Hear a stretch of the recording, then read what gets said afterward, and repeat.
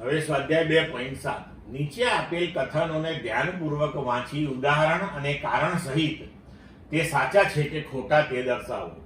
કણની એક પારિમાણિક ગતિમાં એ કોઈ એક ક્ષણે તેની ઝડપ શૂન્ય હોવા છતાં તેનો પ્રવેગ અશૂન્ય હોઈ શકે છે. સાચું છે. તો આપણે જો પદાર્થને ઉર્ધ્વ દિશામાં ફેંકીએ તો મહત્તમ ઊંચાઈએ જ્યારે પહોંચે ત્યારે તેનો વેગ શૂન્ય થાય, પણ તેનો પ્રવેગ તો ગુરુત્વ પ્રવેગ જેટલો હોય જ. બી, ઝડપ શૂન્ય હોવા છતાં તેનો વેગ અશૂન્ય હોઈ શકે.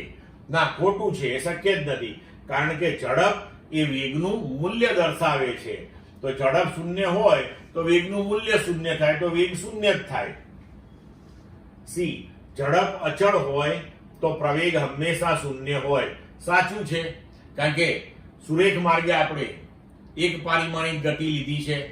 તો જો ઝડપ અચળ હોય તો પછી ઝડપની અંદર ફેરફાર એટલે કે વેગનો ફેરફાર શૂન્ય આવે, તો પછી પ્રવેગ હંમેશા શૂન્ય જ મળે.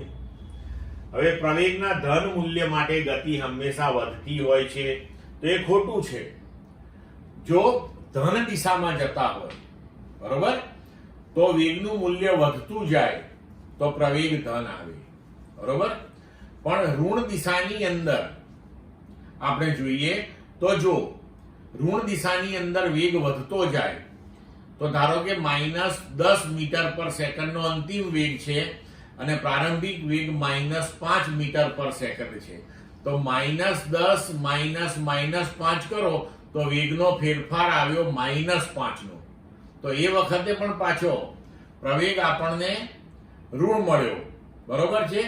તો એ વખતે બી વેગ તો વધતો હતો, પણ ધારો કે ઋણ દિશાની અંદર આવી જ રીતના આપણે વિચારીએ કે એનો વેગ ઘટતો જાય, તો ઋણ દિશામાં વેગ ઘટે તો પ્રારંભિક વેગ ધારો કે મોટો છે અને પછી અંતિમ વેગ નાનો છે, તો પછી અહીંયા પરિસ્થિતિ એ આવશે કે અંતિમ માઇનસ તમે પ્રારંભિક કરશો તો ફેરફાર ધન આવશે, તો પાછો પ્રવેગ ધન મળશે.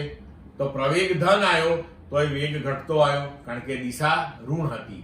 એટલે પ્રવેગના ધન મૂલ્ય માટે ગતિ વધતી જ હોય હંમેશા એવું જરૂરી નથી, એટલે એ ખોટું છે.